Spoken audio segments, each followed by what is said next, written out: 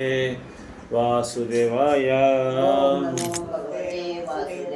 नमो भगवते वासुदेवाय। ओम नमो भगवते वासुदेवाय। नारायणं नमस्कृत्यं नरं चैव नरोत्तमं देवीं सरस्वतीं व्यासं ततो जयमुदीरये। नष्टप्रायेषु अभद्रेषु नित्यं भागवत सेवया भगवते उत्तमश्लोके भक्तिर्भवति नैष्ठिकी।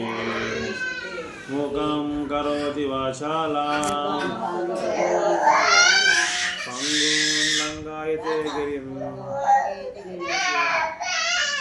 यत्कृपातं वन्दे यत्कृपातं वन्दे श्रीगुरुं दीनतारिणं परमानन्दमाधव श्रीचैतन्य ईश्वरं कृष्णाय वासुदेवाय देवकीनन्दनाय च नन्दगोपकुमाराय गोविंदाय नमो नमः। ಶ್ರೀಮದ್ ಭಾಗವತಂ ಸ್ಕಂದ 1 ಅಧ್ಯಾಯ 7 ಶ್ಲೋಕ ನಂಬರ್ 31.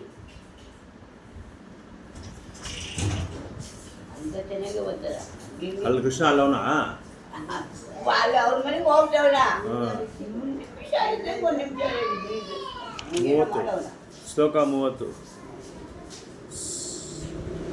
ಸಮಹತ್ಯಯೋನ್ಯಂ ಉಭಯೋ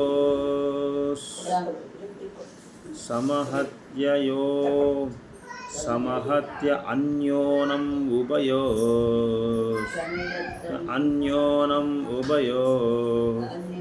ತೇಜಸಿ ಸರಸಂವೃತೆ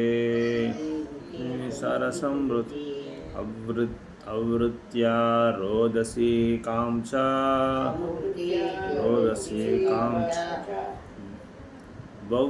ವವೃದ್ಧತೆ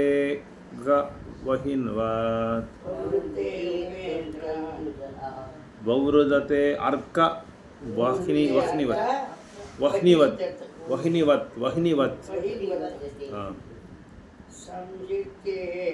ಸಂಯುತ್ಯ ಅನ್ಯೋನಂ ಉಭಯೋ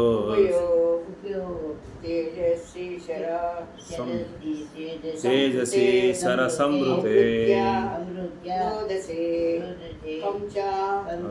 ವವೃದ್ಧತೆ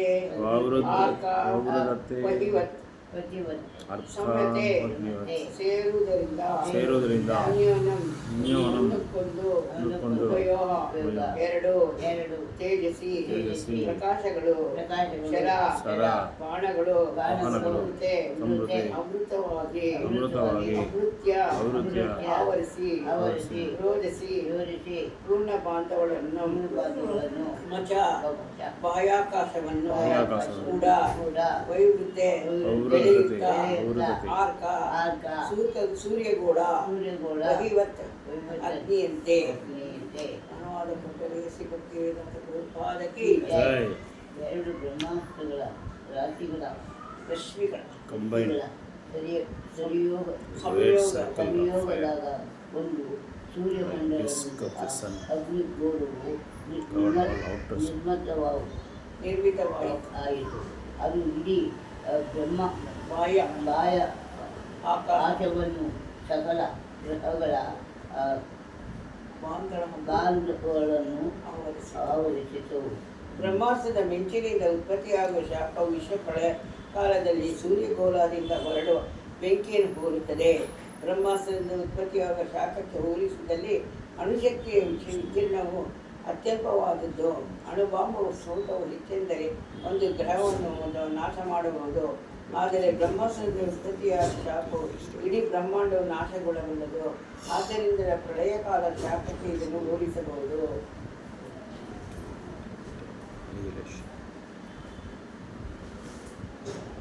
ದೃಷ್ಟವಸ್ತ್ರ ತೇಜಸ್ತು ತಯೋ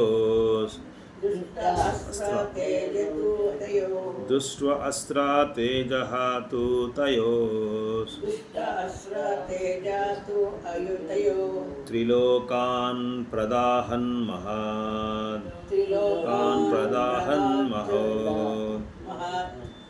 ದಹ್ಯಮಾನಾಃ ಪ್ರಜಃ ಸರ್ವಾ ಮಾನಾಃ ಪ್ರಜಃ ಸರ್ವಾ ಸಂವರ್ತಕಮಮಸ್ತಾ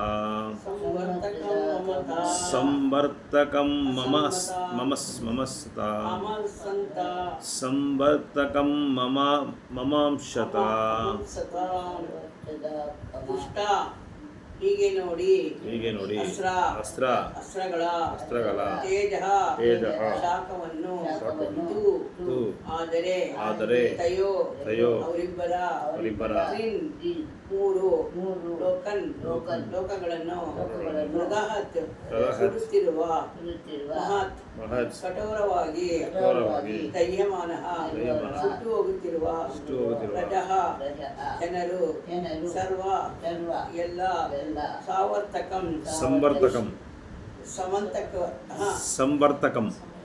ಸಂವರ್ತಕಂ ವಿಶ್ವ ಪ್ರಳಯದ ಸಮಯದಲ್ಲಿ ನಾಶ ಮಾಡುವ ಸಾವರ್ತಕನೆಂಬ ಅಗ್ನಿಯೆಂದು ಅಸಂಬಂಧ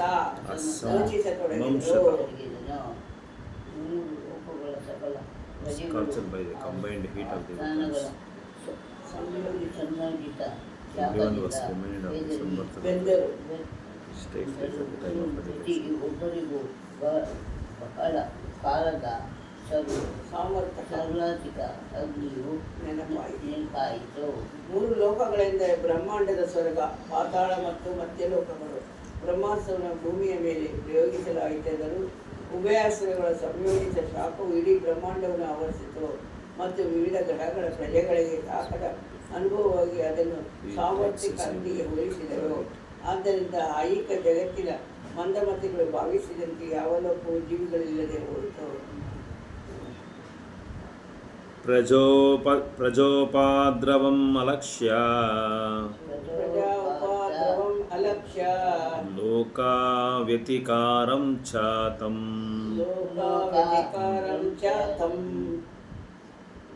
ಮತಂ ಚ ವಾಸುದೇವಸ್ಯ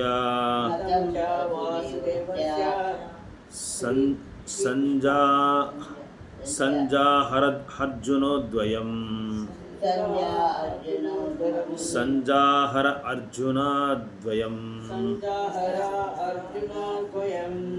ಪ್ರಜಾ ಸಾಮಾನ್ಯ ಜನರ ಉಪದ್ರವವನ್ನು ಅಲಕ್ಷ್ಯ ಕಂಡು ಲೋಕಗಳ ವ್ಯತಿಕಾರವನ್ನು ಕೂಡ ಮತಂ ಚ ಅಭಿಪ್ರಾಯವನ್ನು ವಾಸುದೇವನ ಶ್ರೀಕೃಷ್ಣ ಸಂಜಾರ ಪಡೆದನು. ಅರ್ಜುನನು ಎರಡು ಅಸ್ತ್ರಗಳನ್ನು ಹೀಗೆ ಶೋಭೆ ಮತ್ತು ಸನ್ನಿಹಿತ ಲೋಕ ನಾಶನವನ್ನು ಕಂಡ ಅರ್ಜುನನು ಭಗವಾನ್ ಶ್ರೀಕೃಷ್ಣನ ಅಪೇಕ್ಷಣೆಯಂತೆ ಎರಡು ಬ್ರಹ್ಮಾಸ್ತ್ರಗಳನ್ನು ಕೂಡಲೇ ಹಿಂದಕ್ಕೆ ತೆಗೆದುಕೊಂಡನು.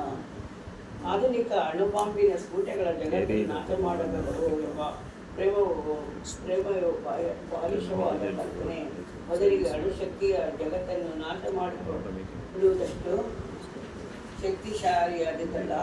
ಎರಡನೇದಾಗಿ ಅಂತಿಮವಾಗಿ ಸಕಲವು ದೇವತೆಯ ಪರಪುರುಷ ಸಂಕಲ್ಪವನ್ನು ಅವಲಂಬಿಸಿರುತ್ತದೆ.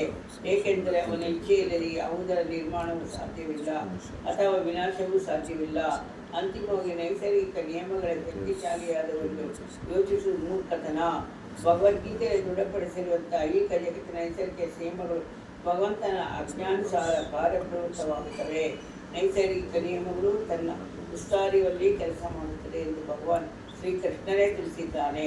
ದೈವ ಸಂಕಲ್ಪವಾದುದರಿಂದ ಮಾತ್ರ ಜಗತ್ತನ್ನು ವಿನಾಶಗೊಳ್ಳುವುದೇ ವಿನಃ ಸಣ್ಣ ಪುಟ್ಟ ರಾಜಕಾರಣಿಗಳ ಈ ಇಷ್ಟ ಅನಿಷ್ಟಗಳಿಂದಲ್ಲ. ಅಶ್ವತ್ಥಾಮನು ಮತ್ತು ಅರ್ಜುನನು ಬಿಟ್ಟು ಅಸ್ತ್ರಗಳನ್ನು ವಾಪಸ್ ತೆಗೆದುಕೊಳ್ಳಬೇಕೆಂದು ಭಗವಾನ್ ಶ್ರೀಕೃಷ್ಣನ ಅಪೇಕ್ಷೆಯಾಗಿತ್ತು. ಅರ್ಜುನ ತಟ್ಟನೆ ಈ ರೀತಿ ಮಾತಾಡಿದನು. ಅಂತೆಯೇ ಸರ್ವಶಕ್ತ ಭಗವಂತನ ಅನೇಕ ದೂತರಿದ್ದಾರೆ ಮತ್ತು ಅವನ ಅಷ್ಟ ಮಾತ್ರ ಇದ್ದರೆ ವ್ಯಕ್ತಿ ಅವನ ಅಪೇಕ್ಷಿತ ಕೆಲಸಗಳನ್ನು ಮಾಡಬಲ್ಲದು. ತಥಾ ಅಸಾಧ್ಯತಾರಸ ದಾರುಣ್ಯಂ दारुणं गौतमीसुतं बबन्दं मर्ष तमरक्षः बबन्दमर्ष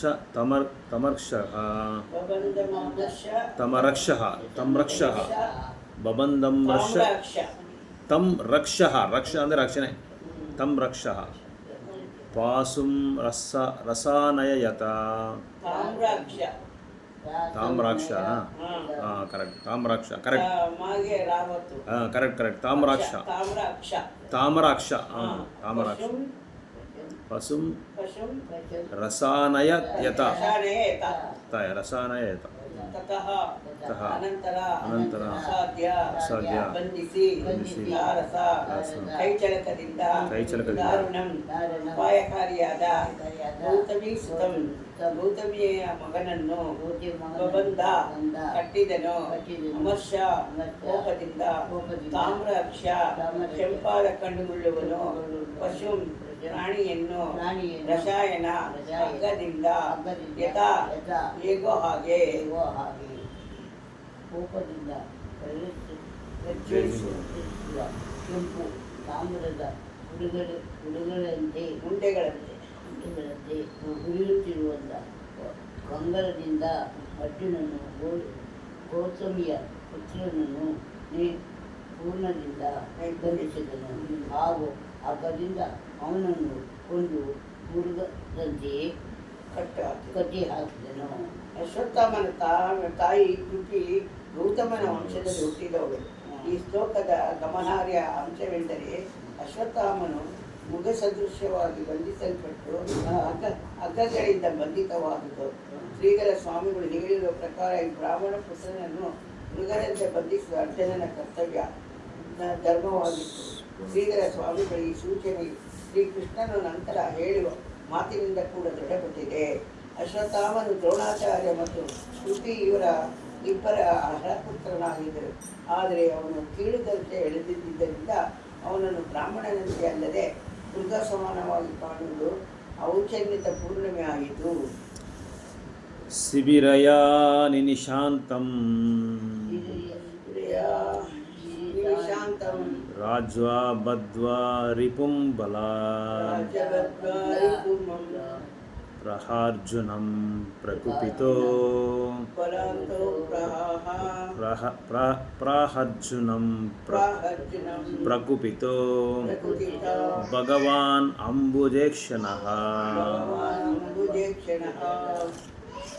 ಶಿಬಿರಾಯ ಸೈನ್ಯ ಶಿಬಿರದಾರಿಯಲ್ಲಿ ನಿನಿಶಂತಂ ಹಗ್ಗಗಳಿಂದ ಬಂಧಿಸಿ ಶತ್ರುವನ್ನು ಬಲಾತ್ಕಾರದಿಂದ ಹೇಳಿದನು. ಅರ್ಜುನನಿಗೆ ಪ್ರಕುಪಿತ ಕ್ರೋಧಭಾವದಲ್ಲಿದ್ದ ಭಗವಾನ್ ದೇವೋತ್ತಮ ಪುರುಷನು ಅಂಬುಜ ಕ್ಷಣ ಈ ತನ್ನ ಕಮಲ ನೇತ್ರಗಳಿಂದ ನೋಡುತ್ತಿರುವ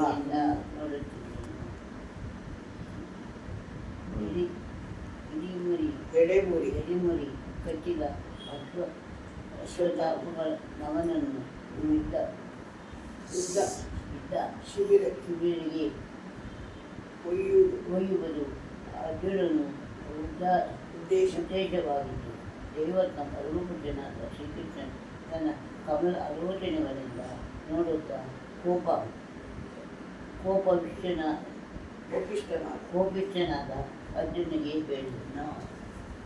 ಇಲ್ಲಿ ಅರ್ಜುನ ಮತ್ತು ಭಗವಾನ್ ಶ್ರೀಕೃಷ್ಣ ಇಬ್ಬರು ಕೋಪಿಷ್ಠ ಭಾವದಲ್ಲಿದ್ದಾರೆಂದು ವರ್ಣಿಸಲಾಗಿದೆ. ಆದರೆ ಅರ್ಜುನನ ಕಂಗಳು ಪ್ರಜ್ವಲಿಸುವ ತಾಮರ ಕಮಲಗಳಂತಿರುವ ಭಗವಾನ್ ಶ್ರೀಕೃಷ್ಣನ ಅದು ಕಮಲಗಳಂತಿದ್ದವು. ಅಂದರೆ ಇದರ ಅರ್ಥ ಅರ್ಜುನ ಹಾಗೂ ಶ್ರೀಕೃಷ್ಣನ ಕೋಪಭಾವ ಒಂದೇ ಮಟ್ಟದಲ್ಲಿ ಇರಲಿಲ್ಲ ಎಂದು. ಭಗವಾನ್ ಶ್ರೀಕೃಷ್ಣ ದಿವ್ಯವಾನಾಗಿದ್ದನು. ಪ್ರತಿ ಹಂತದಲ್ಲೂ ಅವನು ಪರಾತ್ಮರನು. ಅವನ ಕೋಪವು ಲೌಕಿಕ ಜಗತ್ತಿನ ನಿಸರ್ಗದ ಗುಣಗಳಿಗೆ ಅನುದೀನನಾದ ಬದ್ಧಾತ್ಮನ ಕೋಪವಲ್ಲ. ಅವನ ಪರಾತ್ಮರವಾದುದನ್ನು ಅವನ ಕೋಪ ಮತ್ತು ಪ್ರಸನ್ನತೆಗಳು ಎರಡೂ ಒಂದೇ. ಅವನ ಕೋಪವು ಲೌಕಿಕವಾದ ತ್ರಿವಿಧ ಗುಣಗಳಿಂದ ಪ್ರದರ್ಶಿತವಾಗಿದ್ದಲ್ಲ. ಅದು ತನ್ನ ಭಕ್ತನ ಬಗ್ಗೆ ತನ್ನ ಮನದ ಇಂಗಿತ ಸಂಕೇತವಷ್ಟೇ. ಏಕೆಂದರೆ ತರದ ದಿವ್ಯ ಸ್ವಭಾವ. ಆದ್ದರಿಂದ ಅವನು ಕೋಪಿಸಿಕೊಂಡರೆ ಕೋಪದ ಉದ್ದೇಶ ಅನುಗ್ರಹವಾಗಿರುತ್ತದೆ. ಅವನು ಸಕಲ ಸಂದರ್ಭ ಸನ್ನಿವೇಶಗಳಲ್ಲೂ ಪರಿವರ್ತಿತಾನು.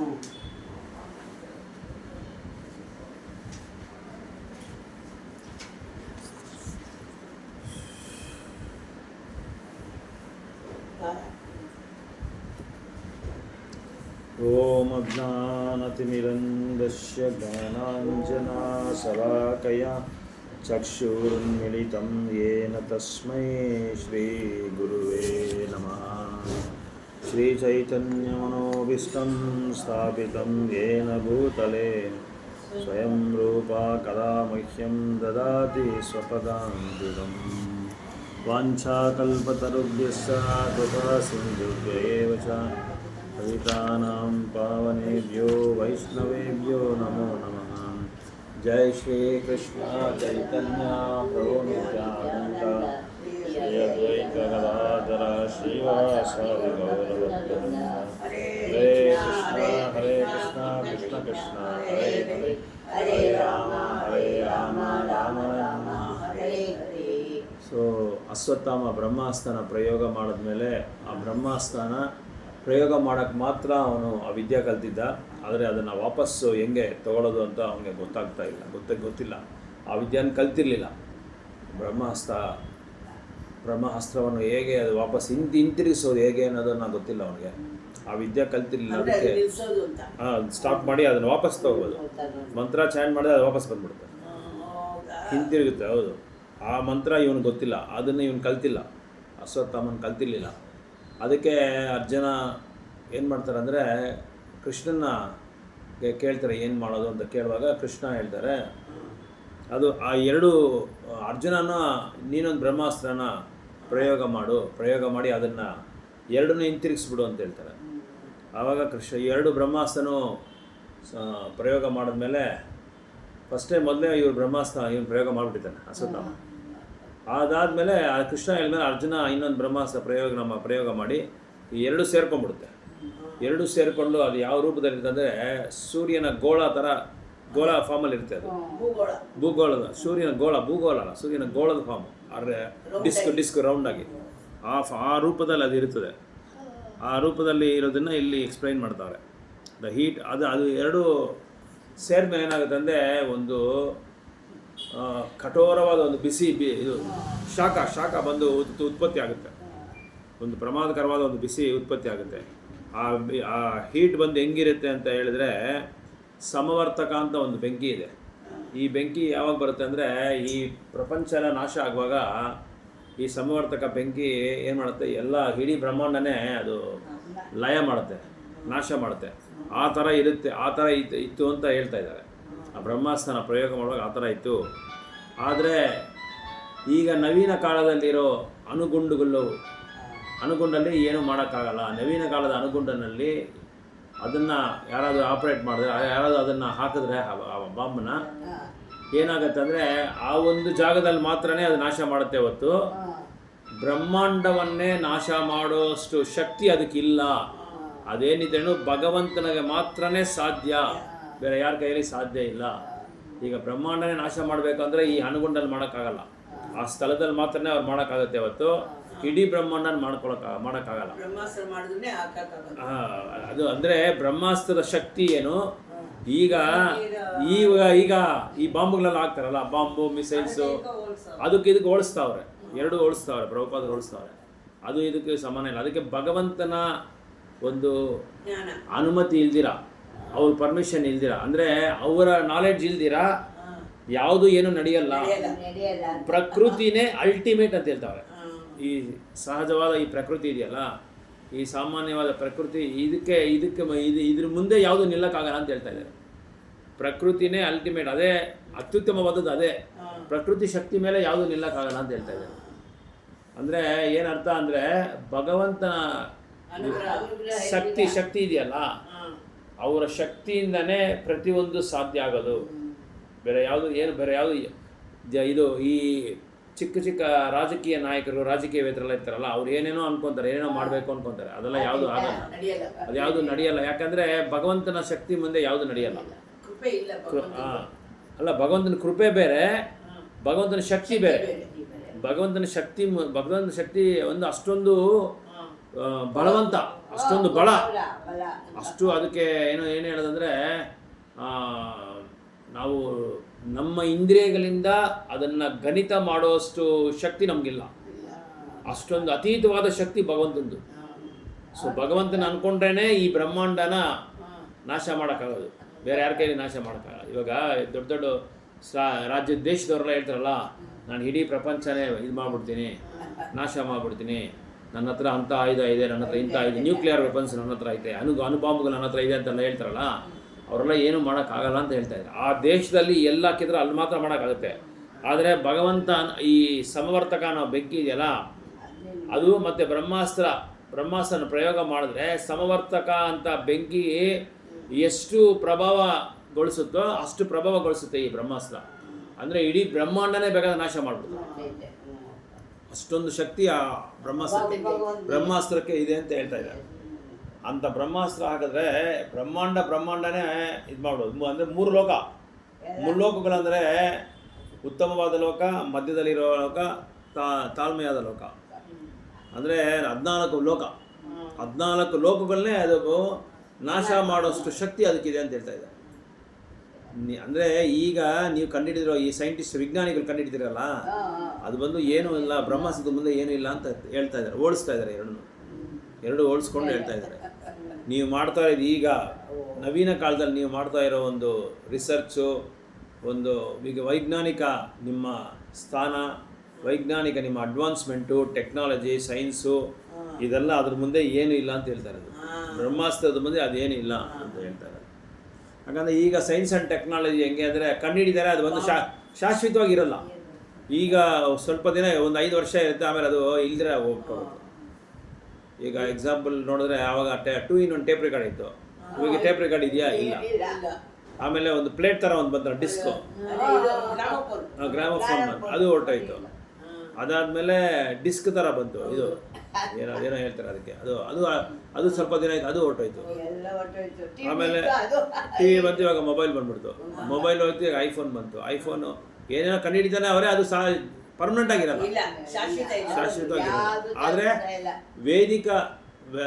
ವೈದಿಕ ಜೀವನದಲ್ಲಿ ಏನೇನೆಲ್ಲ ಇದೆಯೋ ಅದನ್ನು ಇವಾಗಲೂ ಅದನ್ನು ಬಳಸ್ಕೊಳ್ಳೋಷ್ಟು ಅದಕ್ಕೆ ಶಕ್ತಿ ಅದಕ್ಕಿದೆ.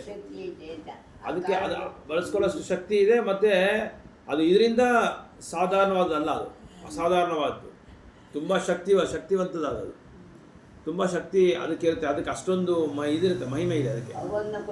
ಭಗವಂತ ಸೃಷ್ಟಿ ಮಾಡಿರೋ ಇದಕ್ಕೆ ಅಷ್ಟೊಂದು ವೈಭವವಾಗಿದೆ ಅದು. ಅದನ್ನು ಅದಕ್ಕೆ ಸಮಾನ ಯಾವುದೂ ಇಲ್ಲ ಅಂತ ಹೇಳ್ತಾರೆ. ಅದಾದಮೇಲೆ ಅರ್ಜುನ ಏನು ಮಾಡ್ತಾರೆ, ಆ ಬ್ರಹ್ಮಾಸ್ತ್ರ ಎಲ್ಲ ಪ್ರಯೋಗ ಮಾಡಿದ್ಮೇಲೆ ಅದನ್ನು ಹಿಂತಿರುಗಿಸಿದ ಮೇಲೆ ಒಂದು ಬ್ರಾಹ್ಮಣ ಮಗನ್ನ ಹಗ್ಗ ತಗೊಂಡು ನಾವು ಹಸುಗೆ ಕಟ್ಬಿಟ್ಟು ಕತ್ತಿಗೆ ಎಳ್ಕೊಂಬರ್ತೀರಲ್ಲ, ಹಂಗೆ ಎಳ್ಕೊಂಬರ್ತಾ ಇದ್ದಾರೆ ಅರ್ಜುನ ಬಂದು ಇವನ್ನ ದ್ರೋಣಾಚಾರ್ಯ ಮಗನ ಅವ್ನು ಮಾಡಿದ ತಪ್ಪಿಗೆ ಅವನು ಶಪಥ ಮಾಡಿರ್ತಾನಲ್ಲ ದ್ರೌಪದಿ ಹತ್ರ ಶಪಥ ಮಾಡಿರ್ತಾನೆ. ಏನು ಶಪಥ ಮಾಡಿರ್ತಾನೆ ಅಂತಂದರೆ, ನಿನ್ನ ಮಕ್ಕಳನ್ನ ಸಾಯಿಸಿದ ಈ ಬ್ರಾಹ್ಮಣ ಬಂಧು, ಇವನು ಬ್ರಾಹ್ಮಣ ಬಂಧು, ಇವನು ಅಂದರೆ ಬ್ರಾಹ್ಮಣ ಕ್ವಾಲಿಟೀಸ್ ಇವನಿಗಿಲ್ಲ. ನಿನ್ನ ಮಕ್ಕಳನ್ನೆಲ್ಲ ಸಾಯಿಸಿದಲ್ಲ, ಇವನ್ನ ಏನು ಮಾಡ್ತೀನಿ ನೋಡು, ನಿನ್ನ ಕಣ್ಣೀರು ಒರೆಸೋದಕ್ಕೆ ನಾನೇನು ಮಾಡ್ತೀನಿ, ಅವನ ತಲೆ ತೆಗೆದುಬಿಟ್ಟು ಎತ್ಕೊಂಬಂದು ನಿನ್ನ ಕಣ್ಮುಂದೆ ಇಡ್ತೀನಿ. ಹಾಂ, ನಿನ್ನ ಕಣ್ಮುಂದೆ ತೊಗೊಂಬಂದು ಇಟ್ಬಿಟ್ಟು ಆ ತಲೆ ಮೇಲೆ ನಿಂತ್ಕೊಂಡು ನೀನು ಸ್ನಾನ ಮಾಡಬೇಕು ಅಂತ ಹೇಳ್ತಾನೆ. ಅವನ ತಲೆ ಮೇಲೆ ನಿಂತ್ಕೊಂಡು ಅದು ಆ ಒಂದು ಮಾತು ಕೊಟ್ಬಿಟ್ಟು ಹೋಗ್ತಾನೆ ಅರ್ಜುನ ಹೆಂಡತಿಗೆ, ದ್ರೌಪದಿಗೆ ಮಾತು ಕೊಟ್ಬಿಟ್ಟು ಹೋಗ್ತಾನೆ. ಹರೇ ಕೃಷ್ಣ, ಏನು ಕತ್ತಿದ್ದು ಆವಾಗಲೇ? ಹಾಂ, ಸರಿ. ಆಮೇಲೆ ನನ್ನ ಹತ್ರ ಕೂಡ ಎತ್ಕೊಂಡು ಹೋಗ್ಬಿಡ್ತೀನಿ. ಸೊ ಆ ಥರ ಅರ್ಜುನ ಏನು ಮಾಡ್ತಾನೆ ಅಂದರೆ, ಇದ್ರ ಮೇಲೆ ನಿಂತ್ಕೊಂಡು ಸ್ನಾನ ಮಾಡಿಸ್ತೀನಿ ಅಂತೇಳಿ ಶಪಥ ಮಾಡ್ಬಿಟ್ಟು ಹೇಳ್ಬಿಟ್ಟು ಹೋಗುವಾಗ ಇವನ್ನ ಹಸು ಪ್ರಾಣಿಗಳನ್ನ ಎಳ್ಕೊಂಬರ್ತಾನೆ. ಕತ್ತಿಗೆ ಹಗ್ಗ ಕಟ್ಬಿಟ್ಟು ಪ್ರಾಣಿಗಳನ್ನ ಹೆಂಗೆ ಎಳ್ಕೊಂಬರ್ತಾರೋ ಹಂಗೆ ಎಳ್ಕೊಂಬರೋದನ್ನ ಅದನ್ನು ಹೇಳ್ತಾ ಇದ್ದಾರೆ ಇಲ್ಲಿ. ಅದನ್ನು ಹೇಳ್ತಾ ಇದ್ದಾರೆ ಯಾರನ್ನ? ಅಶ್ವತ್ಥಾಮನ್ನ. ಇನ್ನೂ ಸಾಯಿಸಿಲ್ಲ, ಹಗ್ಗ ಕತ್ತಿಗೆ ಹಾಕ್ಬಿಟ್ಟು ಎಳ್ಕೊಂಬರ್ತಾರೆ. ಪ್ರಾಣಿಗಳನ್ನ ಹಸುಗಳನ್ನ ಎಳ್ಕೊಂಡು ಹೋಗಲ್ಲ ಇವಾಗ, ಹಸು ಮೇಯಿಸೋರು ಹಂಗೆ ಎಳ್ಕೊಂಬರ್ತಾ ಇದ್ದಾನೆ. ಅಂದರೆ ಒಂದು ಬ್ರಾಹ್ಮಣನ ಹಂಗೆ ಎಳ್ಕೊಂಬರ್ಬಾರ್ದು, ಆದರೆ ಅಷ್ಟು ಗೌರವವಾದ ಒಂದು ಕೆಲಸ ಕಾರ್ಯ ಮಾಡಿದ್ದಾನೆ ಅವನು. ಅದಕ್ಕೆ ಬ್ರಾಹ್ಮಣನಾದ್ರೇನು ಬ್ರಾಹ್ಮಣನ ಬಂಧು ಆದ್ರೇನು ಇಂಥ ಒಂದು ಘೋರವಾದ ಕೆಲಸ ಮಾಡಿದ್ರೆ ಅವನಿಗೆ ಈ ಪನಿಷ್ಮೆಂಟ್ ಬೇಕು, ಈ ಶಿಕ್ಷಣೆ ಕೊಡಲೇಬೇಕು, ಅದೇನು ತಪ್ಪಿಲ್ಲ ಅಂತ ಹೇಳೋದಕ್ಕೆ ಈ ಥರ ಹೇಳ್ತಾರೆ. ಕಾರಣ ಹೇಳ್ತಾರಲ್ಲ, ಇವರಪ್ಪ ಅರ್ಜುನ ಅವ್ರ ತಂದೆ ಹತ್ರ ಎಲ್ಲ ವಿದ್ಯೆ ಕಲ್ತವನೆ, ಇವಾಗ ಅವನ ಮಗನಿಗೆ ಅವನ ಮಗನ ಈ ಥರ ಘೋರವಾಗಿ ಅನ್ಯಾಯವಾಗಿ ಮೋಸವಾಗಿ ಹೇಳ್ಕೊಂಡು ಹೋಗ್ತಾವನಲ್ಲ, ಇವನ್ ಕರುಣೆ ಇಲ್ಲ ಇವನಿಗೆ, ಇವನ್ ಹೃದಯ ಕಲ್ಲು ಅಂತ ಯಾರನ್ನ ಬೈತಾರಲ್ಲ ಅಂಥವ್ರಿಗೆ ಇದು ಆನ್ಸರ್ ಹೇಳ್ತಾ ಇದ್ದಾರೆ. ಅಂಥವನ್ನ ಈ ಥರ ಹೇಳ್ಕೊಂಡು ಹೋದ್ರೆ ಏನು ತಪ್ಪಿಲ್ಲ, ಏನು ಪಾಪ ಇಲ್ಲ, ಅದು ಮಾಡಿದ್ರೆ ಅದು ಅರ್ಜುನ ಮಾಡಿದವರು ತಪ್ಪು ಶಿಕ್ಷೆ ಕೊಡಲೇಬೇಕು ಅನ್ನೋದನ್ನ ಇಲ್ಲಿ ಹೇಳೋದಕ್ಕೆ ಇಲ್ಲಿ ಉದಾಹರಣೆ ಇದು ಆ ಒಂದು ಉಲ್ಲೇಖ ಕೊಡ್ತಾ ಇದ್ದಾರೆ. So all the population of the 3 worlds. The theory that modern atomic bomb explosions can annihilate the world is childish imagination. First of all, atomic energy is not powerful enough to destroy the world. ಅದಾದಮೇಲೆ ಅರ್ಜುನನ ತುಂಬ ಕೋಪದಲ್ಲಿರ್ತಾನೆ ಅರ್ಜುನ. ದ್ರೌಪದಿ ಮಕ್ಕಳಿಗೆ ಹೆಂಗಾಗೋಯ್ತು ಅಂತ ಕೋಪದಲ್ಲಿರುವಾಗ ಆ ಕಣ್ಣನ್ನು ಹೋಲಿಸ್ತಾರೆ. ಅರ್ಜುನನ ಕಣ್ಣು ಬಂದು ತಾಮ್ರದ ಹೂವು ಅಲ್ಲ, ಕಾಪರ್ ಅಂತೀರ, ತಾಮ್ರೆನ ರೌಂಡಾಗಿ ಮಾಡಿಬಿಟ್ರೆ ಎಷ್ಟು ಯಾವ ಥರ ಇರುತ್ತೋ ಅವ್ನ ಕಣ್ಣುಗಳು ಆ ಥರ ಇದೆ ಅಂತ ಹೇಳ್ತಾವೆ. ಅರ್ಜುನದ ಅಷ್ಟು ಕೋಪ ಕೆಂಪಗಾಗ್ಬಿಟ್ಟಿರುತ್ತೆ. ಯಾರ್ದು? ಅರ್ಜುನನ ಕಣ್ಣುಗಳು. ತಾಮ್ರನ ನಾವು ಹೀಟ್ ಮಾಡೋದು ಏನು ಮಾಡ್ತೀವಿ, ಆ ಥರ ಅವ್ನ ಕಣ್ಣುಗಳಿದೆ ಅಂತ ಹೇಳ್ತಾರೆ. ಅರ್ಜುನನ ಕಣ್ಣು ಆ ಥರ ಅರ್ಜುನನ ಕಣ್ಣುಗಳು ಇದೆ. ಸೊ ಅಷ್ಟು ಕೋಪದಲ್ಲಿ ಅವ್ನು ಹೇಳ್ಕೊಂಬರ್ತಾ ಇದ್ದಾನೆ. ಯಾರನ್ನ? ಗೌತಮಿ ಮಗ. ಅಂದರೆ ಇವರು ಈ ದ್ರೋಣಾಚಾರ್ಯನ ಹೆಂಡತಿ ಹೆಸರು ಕೃಪಿ ಯಾರಂದರೆ ಕೃಪಾಚಾರ್ಯನ ತಂಗಿ. ಕೃಪಾಚಾರ್ಯನ ತಂಗಿಗೆ ದ್ರೋಣಾಚಾರ್ಯನ ಕೊಟ್ಟು ಮದುವೆ ಮಾಡೋದು. ಸೊ ದ್ರೋಣಾಚಾರ್ಯ ಅವರಿಬ್ಬರು ಅಶ್ವತ್ಥಾಮನಿಗೆ ಅಪ್ಪ ಅಮ್ಮ, ತಂದೆ ತಾಯಿ. ಸೊ ಗೌತಮಿ ಅಂತ ಯಾಕೆ ಇಲ್ಲಿ ಹೆಸರು ಯೂಸ್ ಮಾಡಿದ್ದಾರೆ ಅಂದರೆ ಗೌತಮಿ ಬಂದು ಗೌತಮ ಋಷಿ ಇದ್ದಾರಲ್ಲ ಅವ್ರ ವಂಶದಲ್ಲಿ ಬಂದಿರೋದು ಇವರು. ಈಗ ನಾವು ಹೇಳ್ತೀರಲ್ಲ ವರದಮ ಋಷಿ ಅಂತ ಒಬ್ಬೊಬ್ರಿಗೆ ಒಂದೊಂದು ಗೋತ್ರ ಇರುತ್ತೆ, ಒಂದೊಂದು ವಂಶಕ್ಕೂ ಒಂದೊಂದು ಗೋತ್ರ ಇರುತ್ತೆ, ಆ ಗೋತ್ರದಲ್ಲಿ ಬಂದಿರೋರು ಅಂತ ಹೇಳ್ತಾ ಇದ್ದಾರೆ. ಸೊ ಇದು ಧರ್ಮ, ಇವ್ನು ಮಾಡ್ತಾ ಇರೋದು ಅಧರ್ಮ ಏನಿಲ್ಲ, ಇವ್ನು ಮಾಡ್ತಾ ಇರೋದು ಧರ್ಮ. ಆ ಥರ ಕಟ್ಟು ಈ ಪ್ರಾಣಿಗಳನ್ನ ಕರ್ಕೊಂಬರೋದು ಬಂದು ಅದೇನು ಅಧರ್ಮ ಇಲ್ಲ, ತಪ್ಪಿಲ್ಲ, ಅದು ಧರ್ಮನೇ, ಅದು ಮಾಡ್ತಾ ಇರೋದು ಅವ್ನು ಮಾಡೋದು ಕರೆಕ್ಟು ಅಂತ ಹೇಳ್ತಾರೆ.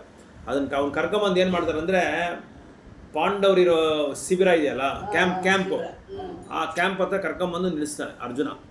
ಆವಾಗ ನಿಲ್ಲಿಸುವಾಗ ಅರ್ಜುನನ ಕಣ್ಣುಗಳ ಬಗ್ಗೆ ಹೇಳ್ತಾವ್ರೆ. ಅವನ ಕಣ್ಣುಗಳು ಬಂದು ತಾಮರೆದು ಮೆಟಲ್ ಇದೆಯಲ್ಲ ಅದು ಆ ಥರ ಇದೆ ಅವನ ಕಣ್ಣುಗಳು ಅಂತ ಹೇಳ್ತಾ ಇದ್ದಾರೆ. ಕಾಪರ್ ಹೈಸ್ ಥರ ಇದೆ ಅಂತ ಹೇಳ್ತಾ ಇದ್ದಾರೆ. ಆದರೆ ಅದೇ ಇದರಲ್ಲಿ ಕೃಷ್ಣನ ನೋಡುವಾಗ ತಾಮರ ಹೂವಿನ ಕಣ್ಣುಗಳ ಥರ ಇದೆ ಅಂತ ಹೇಳ್ತಾರೆ. ತಾವರೆ ಹೂ ಥರ ಇದೆ ಅಂತ ಹೇಳ್ತಾರೆ. ಸೊ ಅದು ಎರಡು ಹೋಲಿಸ್ತಾ ಇದ್ದಾರೆ. ಭಗವಂತನ ಎಷ್ಟೇ ಆಗಲಿ ಭಗವಂತನ ಕಣ್ಣನ್ನ ಆಕರ್ಷಣೆ. ಇನ್ನೊಂದು ಭಗವಂತನ ಕಣ್ಣು ಬಂದು ಭೌತಿಕವಾದದಲ್ಲ, ಆಧ್ಯಾತ್ಮಿಕ ದಿವ್ಯವಾದ ಕಣ್ಣುಗಳು, ದಿವ್ಯವಾದ ನೇತ್ರಗಳು. ಅದಕ್ಕೆ ಎರಡು ಸಮಾನ ಅಲ್ಲ ಅಂತ ಹೇಳ್ತಾರೆ. ಭಗವಂತನ ಕಣ್ಣು ಅರ್ಜುನನ ಕಣ್ಣು ಒಂದು ಎರಡು ಸಮಾನ ಇಲ್ಲ. ಭಗವಂತನ ಬಂದು ಎಲ್ಲೇ ಭೌತಿಕ ಪ್ರಪಂಚಕ್ಕೆ ಬಂದ್ರೇನೋ ಆ ದಿವ್ಯವಾದ ಗುಣಗಳು ಅವನಿಗಿದ್ದೇ ಇರುತ್ತೆ ಅಂತ ಹೇಳ್ತಾ ಇದ್ದಾರೆ, ಭಗವಂತನಿಗೆ ಇರುತ್ತೆ ಅಂತ ಹೇಳ್ತಾ ಇದ್ದಾರೆ. So anger is not like anger of a condition. So ನಮ್ಮ ಬದ್ಧ ಜೀವಿಗಳ ನೇತ್ರಗಳು ದಿವ್ಯವಾದ ಪುರುಷನಾದ ಭಗವಂತನ ನೇತ್ರಗಳು ಬಂದು ಸಮಾನ ಅಲ್ಲ, ಅದು ಬಂದು ಉತ್ತಮವಾದದ್ದು, ಅತ್ಯುತ್ತಮವಾದದ್ದು. ಇದು ತಾವರೆ ಕಣ್ಣುಗಳು ಯಾವ ಥರ ಇದೆಯೋ ಆ ಥರ ಭಗವಂತನ ಕಣ್ಣುಗಳು ಇರುತ್ತೆ ಅಂತ ಹೇಳ್ತಾ ಇದ್ದಾರೆ. So is anger and pressure are the same. So is anger is not exhibited. ಇದೇ ಕೃಷ್ಣ ಬಂದು ಇದಕ್ಕೆ ಇದಾಗಲಿಲ್ಲ, ಪ್ರಭಾವ ಆಗಿ ಕೋಪ ತರಿಸ್ಕೊಳ್ಳಿಲ್ಲ, ಕೋಪಿಷ್ಠನಾಗಲಿಲ್ಲ. ಅರ್ಜುನನ ಕೋಪ ಬಂದ್ಬಿಡ್ತು ಈ ಥರ ಮಾಡಿದ್ದಕ್ಕೆ. ಅದಕ್ಕೆ ಭಗವಂತನಿಗೆ ನಮಗೆ ಬಂದು ಡಿಫ್ರೆನ್ಸ್ ಇದೆ ಅಂತ ಹೇಳ್ತಾರೆ. ಸೊ ಯಾವುದೇ ಸಮಯದಲ್ಲಿ ಭಗವಂತ ಬಂದು ಒಂದು ಸಮಸ್ಯೆ ಬಂದರೆ ಅದನ್ನು ಯಾವ ಥರ ಅದನ್ನು ಪರಿಹಾರ ಮಾಡಬೇಕು ಅನ್ನೋದನ್ನ ಭಗವಂತ ಬಂದು ಅಷ್ಟು ಸರಳವಾಗಿ ಅದನ್ನು ಮಾಡ್ಕೊತಾನೆ. ಅದೇ ನಮ್ಮಂಥ ಬದ್ಧ ಜೀವಿಗೆ ಏನು ಮಾಡ್ತಾರೆ, ನಮ್ಮ ಕೈಲಿ ಮಾಡೋಕ್ಕಾಗಲ್ಲ. ಯಾವುದೇ ಸಮಸ್ಯೆ ಬಂದರೆ ನಮಗೆ ಕೋಪ ಬಂದ್ಬಿಡುತ್ತೆ, ತಕ್ಷಣ ಏನೋ ಮಾತಾಡ್ಬಿಡ್ತೀವಿ, ತಕ್ಷಣ ಏನೋ ಒಂದು ಕಾರ್ಯ ಮಾಡಿಬಿಡ್ತೀವಿ. ಅದನ್ನು ಇಲ್ಲಿ ಹೇಳ್ತಾ ಇದ್ದಾರೆ. ಸೊ ಯಾಕಂದರೆ ನಾವು ಬದ್ಧ ಜೀವಿಗಳು ಬಂದು 3 ಗುಣಗಳಿಗೆ ನಾವು ಬಂದಿಯಾಗಿದ್ದೀವಿ. ಸತ್ವಗುಣ, ರಜೋಗುಣ, ತಮೋಗುಣಗಳಿಗೆ ಬಂದಿಯಾಗಿದೆ. ಭಗವಂತ ಬಂದು ಈ 3 ಗುಣಗಳಿಗೆ ಅತೀತವಾದವರು ಅಂತ ಇದನ್ನು ಹೇಳ್ತಾ ಇದ್ದಾರೆ. So a devotee, because that it is his only sign of his bent of mind towards the cause of his devotee, because that is his transcendentalness. Therefore, even if he is angry, the object of anger is blessed. Is unchanged of so ಯಾವುದೇ ಸಂದರ್ಭದಲ್ಲಿ ಭಗವಂತ ಬಂದು ಈ 3 ಗುಣಗಳಿಗೆ ಪ್ರಭಾವ ಆಗಲ್ಲ. ಆದರೆ ನಮ್ಮಂಥ ಬದ್ಧ ಜೀವಿಗಳು ಇದಕ್ಕೆ ಪ್ರಭಾವ ಆಗ್ತೀರಿ ಅಂತ ಹೇಳ್ತಾ ಇದ್ದಾರೆ. ಇನ್ನೊಂದೇನೆಂದರೆ ಕೃಷ್ಣ ಅರ್ಜುನನ್ಗೆ ಹೇಳ್ತಾ ಇದ್ದಾನೆ, ನೀನು you should not so mercy by releasing the relative of a Brahmana for he has killed an innocent boy in ದರ್ಸ್ ಹೆಲ್ಪ್.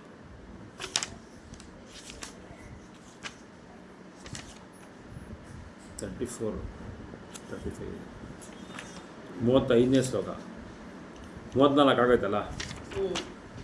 35 ಮೈನಂ ಪಾರ್ಥಹರ್ಷಿ ತ್ರತುಂ ಬ್ರಹ್ಮಬಂಧುಂ ಇಮಂ ಜಹಿ ಯೋಸೌ ಅನಾಗಶಃ ಸುಪ್ತಾನ್ ಅವಾದಿನ್ನಿಶಿ ಬಾಲಕಾನ್.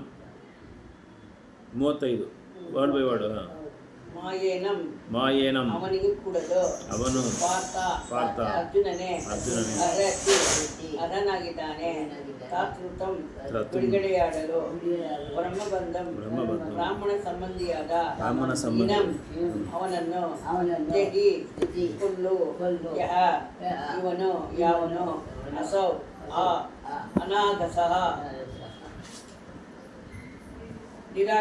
ನಿರಪರಾಧಿಗಳಾದ ಸುಲ್ತಾನ್ ನಿದ್ರಿಸುತ್ತಿದ್ದ ಅವಧಿನು ನಿಶಿ ರಾತ್ರಿಯಲ್ಲಿ ಬಾಲಕನ್ ಹುಡುಗರನ್ನು ಭಗವಾನ್ ಶ್ರೀಕೃಷ್ಣನು ಹೇಳಿದನು, ಎಲೆಯ ಅರ್ಜುನನೇ, ಮುಗ್ಧ ಮಕ್ಕಳನ್ನು ನಿದ್ರಿಸುತ್ತಿರುವಾಗ ಕೊಂದ ಈ ಬ್ರಹ್ಮ ಬಂಧುವನ್ನು ವಿಮುಕ್ತಗೊಳಿಸಿ ನೀನು ದಯ ತೋರಿಸಬಾರದು. ಬ್ರಹ್ಮ ಬಂಧು ಪರ್ವ ಮಹತ್ವಪೂರ್ಣವಾಗಿದೆ. ಬ್ರಾಹ್ಮಣ ಕುಟುಂಬದಲ್ಲಿ ಜನಿಸಿ ಬ್ರಾಹ್ಮಣನ ಅರ್ಹತೆಯಲ್ಲಿ ಗಳಿಸಿಕೊಳ್ಳಲು ಅವನ ಬ್ರಾಹ್ಮಣ ಎಂದಲ್ಲ, ಬ್ರಾಹ್ಮಣ ಬಂಧು ಎಂದು ಕರೆಯಲಾಗುತ್ತದೆ.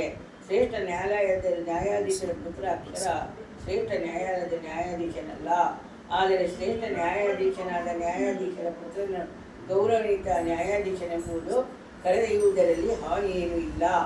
ಆದ್ದರಿಂದ ಹುಟ್ಟಿನಿಂದಲೇ ಯಾರೊಬ್ಬರು ಶ್ರೇಷ್ಠ ನ್ಯಾಯಾಲಯದ ನ್ಯಾಯಾಧೀಶರಾಗುವುದಿಲ್ಲ, ಹಾಗೆ ಯಾರೊಬ್ಬರು ಹುಟ್ಟಿನಿಂದ ಬ್ರಾಹ್ಮಣರಾಗುವುದಿಲ್ಲ.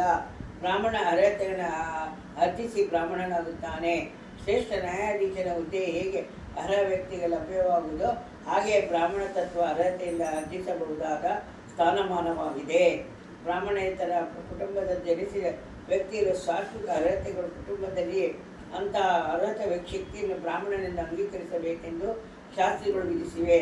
ಅಂತೆಯೇ ಬ್ರಾಹ್ಮಣ ಕುಟುಂಬದಿಂದ ಜನಿಸಿದ ವ್ಯಕ್ತಿಯಲ್ಲಿ ಬ್ರಾಹ್ಮಣಿಗಿರಬೇಕಾದ ಗುಣ ಅರ್ಹತೆಗಳಿದ್ದಲ್ಲಿ ಅವನನ್ನು ಅಬ್ರಾಹ್ಮಣನೆಂದೇ ಪರಿಗಣಿಸಬೇಕಾಗುತ್ತದೆ, ಅಥವಾ ಹೆಚ್ಚೆಂದರೆ ಬ್ರಾಹ್ಮಣ ಬಂಧು ಎಂದು ಕರೆಯಬೇಕಾಗುತ್ತದೆ.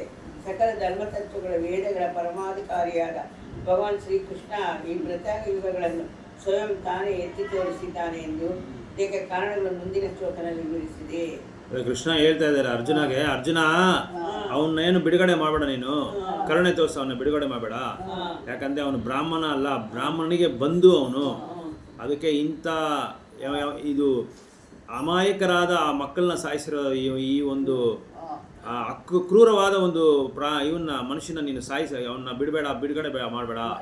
ನಿದ್ದೆ ಮಾಡ್ತಾ ಇರೋ ಮಕ್ಕಳನ್ನ ಇವನು ಸಾಯಿಸವನೆ. ಯಾಕಂದರೆ ಒಬ್ಬ ಕ್ಷತ್ರಿಯ ಬಂದು ಯುದ್ಧ ಮಾಡಬೇಕು ಅಂದರೆ, ಒಬ್ಬರನ್ನ ಸಾಯಿಸ್ಬೇಕು ಅಂದರೆ ಎದುರಿಗೆ ನಿಂತ್ಕೊಂಡು ಅವನ ಹತ್ರ ಜಗಳ ಆಡಿ ಅವನ್ನ ವಧ ಮಾಡಬೇಕು. ಮಲ್ಕೊಂಡಿರೋರನ್ನ ಯಾವತ್ತೂ ಮಕ್ಕಳನ್ನೇ ಅಲ್ಲ, ಮಕ್ಕಳನ್ನ ಮಾಡೋದು ಇನ್ನೂ ಗೌರವಾದ ಪಾಪ. ಆದರೆ ಮಲ್ಕೊಂಡಿರೋ ಮಕ್ಕಳನ್ನ, ಅದು ಕೈಯಲ್ಲಿ ಏನು ಅವ್ರಿಗೆ ಆಯುಧ ಇಲ್ಲ, ಏನಿಲ್ಲ, ಏನು ಅವ್ರು ಇಟ್ಕೊಳ್ಳೋಕ್ಕೂ ಆಗಲ್ಲ, ಯುದ್ಧ ಮಾಡೋಕ್ಕೂ ಆಗಲ್ಲ, ಅಂಥವ್ರನ್ನೋಗಿ ನೀನು ಸಾಯಿಸಿದ್ದಾನೆ. ಅದಕ್ಕೆ ಅವನ್ನ ಸುಮ್ಮನೆ ಬಿಡಬೇಡ. ಅವನು ಬ್ರಾಹ್ಮಣನಲ್ಲ, ಅವನು ಬ್ರಾಹ್ಮಣನಿಗೆ ಬಂದು ಆ್ಯಕ್ಚುಲಾಗಿ ಅವನು ಬ್ರಾಹ್ಮಣ, ದ್ರೋಣಾಚಾರ್ಯ ಪಕ್ಕ ಬ್ರಾಹ್ಮಣ. ಆದ್ರೇನು ಅವನಿಗೆ ಮಗನಾಗಿ ಹುಟ್ಟಿದ್ರೆ ಕೂಡ ಅವನಿಗೆ ಬ್ರಾಹ್ಮಣ, ಈ ಅಪರಾಧ ಮಾತ್ರನೇ ಅಲ್ಲ, ಅವನು ಬ್ರಾಹ್ಮಣ ಕ್ವಾಲಿಫಿಕೇಶನ್ ಅವನಿಗಿಲ್ಲ, ಅವನ ಅರ್ಹತೆಗಳೇ ಇಲ್ಲ. ಬ್ರಾಹ್ಮಣ ಅಂದರೆ ಇದು ಸಹನವಾಗಿರಬೇಕು, ವಿನಯವಾಗಿರಬೇಕು, ಧರ್ಮಿಷ್ಠನಾಗಿರಬೇಕು, ಮತ್ತು ವೇದಶಾಸ್ತ್ರಗಳನ್ನ ಕಲ್ತಿರಬೇಕು. ವೇದಶಾಸ್ತ್ರಗಳನ್ನ ಕಲಿತು ಬೇರೆಯವರಿಗೆ ಅದಕ್ಕೆ ಉಪದೇಶ ಮಾಡಬೇಕು. ಸೊ ಬ್ರಾಹ್ಮಣನ ಅಂದರೆ ಯಾವಾಗಲೂ ಶಾಂತಿಯಾಗಿರಬೇಕು. ಆಮೇಲೆ ಯಾವ ಥರ ನಿರ್ಧಾರ ತಗೊಳ್ಳೋದು ಅದನ್ನು ಯೋಚನೆ ಮಾಡಿ ಅವನು ನಿರ್ಧಾರ ತಗೊಳ್ಬೇಕು. ಇದೆಲ್ಲ ಬ್ರಾಹ್ಮಣನಿಗೆ ಲಕ್ಷಣ. ಈ ಗುಣಗಳಿದೆ, ಈ ಗುಣಗಳು ಅವನಿಗಿಲ್ಲ. ಯಾಕಂದರೆ ಒಂದು ಜಡ್ಜ್ ಮಗ ಜಡ್ಜ್ ಆಗಲ್ಲ. ಯಾವಾಗ ಜಡ್ಜ್ ಆಗ್ತಾನೆ ಅಂದರೆ ಅವನು ಇದು ಕಾನೂನು ಓದಬೇಕು, ಆ ಕಾನೂನು ಓದಿ ಆ ಅಂಗೀಕಾರ ತಗೋಬೇಕು, ಆವಾಗಲೇ ಅವನು ಜಡ್ಜ್ ಮಗ ಆಗೋದು. ವೈದ್ಯನ ಮಗ ವೈದ್ಯನ ಆಗಲ್ಲ. ವೈದ್ಯನ ಮಗ ವೈದ್ಯನ ಆಗಬೇಕು ಅಂದರೆ ಆ ಒಂದು ಪರ್ಟಿಕ್ಯುಲರ್ ಸಬ್ಜೆಕ್ಟ್ ಅವನು ಓದಬೇಕು, ಆ ಒಂದು ವಿದ್ಯಾನ ಅವನು ಕಲಿಬೇಕು, ಕಲ್ತು ಅವನು ಆ ಪದವಿನ ಪಡಿಬೇಕು, ಆವಾಗಲೇ ಅವನಿಗೆ ಆ ಡಾಕ್ಟರ್ ಪದವಿ ಬರುತ್ತೆ. ಅದರಿಂದ ಈ ಬ್ರಾಹ್ಮಣ ಮಗ ಬಂದು ಯಾವತ್ತೂ ಬ್ರಾಹ್ಮಣ ಆಗೋದಿಲ್ಲ, ಅವನ್ನ ಸುಮ್ಮನೆ ಬಿಡಬೇಡ ಅಂತ ಕೃಷ್ಣ ಹೇಳ್ತಾ ಇದ್ದಾರೆ. So one also does not ಅಂದರೆ ಜಸ್ಟಿಫೈ ಮಾಡ್ತಾರೆ, ಜಡ್ಜ್ಮೆಂಟ್ ಕೊಡ್ತಾರೆ ಕೃಷ್ಣ. ಇವನ್ನ ಸಾಯಿಸೋದ್ರಿಂದ ನಿನಗೆ ಯಾವ ಪಾಪನೂ ಇಲ್ಲ, ನೀನು ಯಾವುದೇ ಒಂದು ಇದು ಇಲ್ದಿರ ಭಯ ಇಲ್ದಿರ ನೀನು ಇವನ್ನ ವಧ ಮಾಡ್ಬೋದು, ಏನು ತೊಂದರೆ ಇಲ್ಲ ಅಂತೇಳಿ ಅವ್ರಿಗೆ ಇದಕ್ಕೆ ಅರ್ಜುನ್ಗೆ ಹೇಳ್ತಾ ಇದ್ದಾರೆ. ನೀನು ಮಾಡೋ ಒಂದು ಕಾರ್ಯ ಬಂದು ಕರೆಕ್ಟ್ ಸರಿಯಾದ ಒಂದು ಕಾರ್ಯ ಅಂತ ಹೇಳ್ತಾ ಇದ್ದಾರೆ. As the high court judgeship is a post for the qualified man, so also the post of Brahman is attainable by qualify. So the shastra enjoying that even if good qualifications are seen in a person born in a family other than that of a Brahmana is the qualified man has to be accept. ಅದೇ ಥರ ಬೇರೆ ಜಾತಿಯಲ್ಲಿ ಹುಟ್ಟಿರೋನು, ಬೇರೆ ಕುಲದಲ್ಲಿ ಒಂದು ಕೀಳ್ಮಟ್ಟವಾದ ಒಂದು ವಂಶದಲ್ಲಿ ಹುಟ್ಟಿರ್ತಾನೆ, ಆದರೆ ಅವನಿಗೆ ಎಲ್ಲ ಬ್ರಾಹ್ಮಣ ಕ್ವಾಲಿಟೀಸ್ ಇರುತ್ತೆ. ಎಕ್ಸಾಂಪಲ್ ಹರಿದಾಸ್ ಠಾಕೂರ್, ಮುಸ್ಲಿಂ ಮಹಮ್ಮದಿಯವರವರು. ಹರಿದಾಸ್ ಠಾಕೂರ್ ಕಲಿಯುಗದಲ್ಲಿ ಚೈತನ್ಯ ಮಹಾಪ್ರಭು ಪೀರಿಯಡಲ್ಲಿ ಬಂದರೆ ಅವರು ಆವಿರ್ಭಾವ ಆದ್ರೆ ಅವರು ಒಂದು ಮುಸ್ಲಿಂ, ಆದರೆ ಬ್ರಾಹ್ಮಣನಿಗಿಂತ ಇನ್ನೂ ಹೆಚ್ಚು ಶುದ್ಧವಾದ ಶುದ್ಧ ಸತ್ವ ಗುಣಗಳು ಅವ್ರಿಗಿತ್ತು. ಅಂಥವನ್ನು ಬಂದು ನಾವು ಬ್ರಾಹ್ಮಣ ಅಂತ ಕರಿಬೋದು. ಅದಕ್ಕೆ ಹರಿದಾಸ್ ಠಾಕೂರ್ನ ಏನು ಮಾಡಿದ್ರು ಅಂದರೆ ಅದ್ವೈತಾಚಾರ್ಯ ಒಂದು ಶ್ರಾದ್ದ ಸರಮಣಿ ಮಾಡಿದ್ರು ಅವ್ರ ತಂದೆಗೆ. ಅಂತಿಮ ಸಂಸ್ಕಾರಗಳು ಮಾಡ್ತಾರಲ್ಲ, ಅಂಥ ಸಂಸ್ಕಾರ ಮಾಡುವಾಗ ಅಲ್ಲಿ ಏನು ನಿಯಮ ಅಂತ ಹೇಳಿದ್ರೆ, ಯಾರು ಉತ್ತಮವಾದ ಬ್ರಾಹ್ಮಣನೋ ಉತ್ತಮವಾದ ಭಕ್ತನೋ ಅವನಿಗೆ ಮಾತ್ರ ಮೊದಲು ಇದು ಕೊಡಬೇಕು, ಆ ಶ್ರದ್ಧಾ ಆ ಮರ್ಯಾದೆ ಕೊಡಬೇಕು, ಆ ಗೌರವ ಕೊಡಬೇಕು. ಅಲ್ಲಿ ಎಷ್ಟೋ ಜನ ಬ್ರಾಹ್ಮಣರನ್ನೆಲ್ಲ ಕರೆದಿದ್ದಾರೆ, ದೊಡ್ಡ ದೊಡ್ಡ ಪಂಡಿತರನ್ನೆಲ್ಲ ಕರೆದಿದ್ದಾರೆ. ಆದರೆ ಅದ್ವೈತಾಚಾರ್ಯ ಯಾರನ್ನೂ ಕರೀದಿಲ್ಲ, ಅವ್ರನ್ನೆಲ್ಲ ಬಿಟ್ಬಿಟ್ಟು ಹರಿದಾಸ್ ಠಾಕೂರ್ನ ಕರೆದು ಅವ್ರಿಗೆ ಆ ಗೌರವ ಕೊಡ್ತಾರೆ. ಇವರೇ ಮೊದಲನೇ ಬ್ರಾಹ್ಮಣ ಅಂತೇಳಿ ಅವ್ರಿಗೆ ದಾನ ಮಾಡ್ತಾರೆ.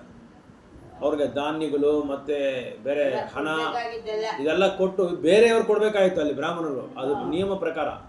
ಆದರೆ ಅರ್ಥ ಏನಂದರೆ, ಈ ಒಂದು ಮಹಮ್ಮದೀಯ ಕುಟುಂಬದಲ್ಲಿ ಜನ್ಮಿಸಿದ್ದ ಈ ಹರಿದಾಸ್ ಠಾಕೂರು ಬ್ರಾಹ್ಮಣಗೆ ಏನೇನು ಗುಣಗಳಿದೆಯೋ ಅದರಿಗಿಂತ ಹೆಚ್ಚು ಸಾವಿರಷ್ಟು ಶತವಿಧ ಜಾಸ್ತಿ ಅವ್ರ ಹತ್ರ ಇದೆ. ವೈಷ್ಣವ ಗುಣಗಳು ಎಲ್ಲ ಇದೆ ಅವ್ರ ಹತ್ರ. ಅದಕ್ಕೆ ಇವ್ರಿಗೆ ಆ ಗೌರವ ಕೊಡಬೇಕು ಅಂತ ಹೇಳ್ಬಿಟ್ಟು ಅದ್ವೈತಾಚಾರ್ಯ ಎಲ್ಲರ ಮುಂದೆ ದೊಡ್ಡ ಸಭೆ, ಅಲ್ಲಿ ಆ ಸಭೆ ಮುಂದೆ ಅವ್ರಿಗೆ ಆ ಗೌರವ ಆ ದಾನ ಎಲ್ಲ ಅವ್ರಿಗೆ ಮಾಡ್ತಾರೆ. ಅವಾಗೆಲ್ಲ ಪಂಡಿತರೆಲ್ಲ ನೋಡ್ತಾರೆ, ನೋಡಿ ಹೋಗಿ ಒಂದು ಇವನಿಗೆ ಮಹಮ್ಮದೀನಿಗೆ ಹೋಗಿ ಗೌರವ ಕೊಟ್ಟಿದ್ದಾರೆ, ಇವನಿಗೆ ಏನು ಬುದ್ಧಿ ಇದೆ ಅಂತ ಹೇಳಿ ಎಲ್ಲರೂ ಅದ್ವೈತಾಚಾರ್ಯನ ಸ್ವಲ್ಪ ತಪ್ಪಾಗಿ ಕಾಮೆಂಟ್ಸ್ ಮಾಡ್ತಾರೆ. ಅವ್ರ ಮೇಲೆ ಬೇರೆ ಬೇರೆ ವಿಷಯಗಳು ಅಪವಾದ ವಿಷಯಗಳು ಬೇರೆ ಬೇರೆ ವಿಷಯಗಳಲ್ಲಿ ಮಾತಾಡ್ತಾರೆ, ತಪ್ಪಾಗಿ ವಿಷಯ ಮಾತಾಡ್ತಾರೆ. ಅದು ಅಲ್ಲಿ ಏನಂದರೆ, ಒಂದು ಶುದ್ಧವಾದ ಬ್ರಾಹ್ಮಣನ ಅರ್ಹತೆಗಳಿದ್ರೆ ಅವನು ಬ್ರಾಹ್ಮಣ ಆಗೋದು, ಜನ್ಮದಿಂದ ಬ್ರಾಹ್ಮಣ ಆಗಲ್ಲ. ಅದೇ ಥರ ಒಂದು ಕೀಳ್ಮಟ್ಟ ಜಾತಿನಲ್ಲೂ ವಂಶದಲ್ಲೂ ಹುಟ್ಟಿರೋ ಒಬ್ಬ ವ್ಯಕ್ತಿ ಆ ಒಂದು ಏನು ಶಾಂತಿ, ಸಹನ, ವಿನಯ ಮತ್ತು ಸಂತೋಷ, ಸುಖ ಎಲ್ಲ ಒಂದು ಅರ್ಹತೆಗಳನ್ನ ಮತ್ತು ಶಾಸ್ತ್ರದಲ್ಲಿ ನಿಪುಣರಾಗಿರೋದು ಇದೆಲ್ಲ ಕಲ್ತಿರೋ ಒಬ್ಬ ವ್ಯಕ್ತಿ ಕೀಳ್ಮಟ್ಟವಾದ ಕುಟುಂಬದಲ್ಲಿಂದ ಬಂದರೆ ಕೂಡ ಅವನು ಉತ್ತಮವಾದ ವೈಷ್ಣವ, ಬ್ರಾಹ್ಮಣರಿಗಿಂತ ಅವನು ಉತ್ತಮವಾದ ಪಡೆದವರೇ ಅವರು. ಅದಕ್ಕೆ ಅವನು ಉತ್ತಮವಾದ ಬ್ರಾಹ್ಮಣ ಅಂತ ನಾವು ಅವ್ರನ್ನ ಪರಿಗಣಿಸಬೇಕು ಅಂತ ಹೇಳ್ತಾ ಇದ್ದೀವಿ. ಓಕೆ, ಹರೇ ಕೃಷ್ಣ.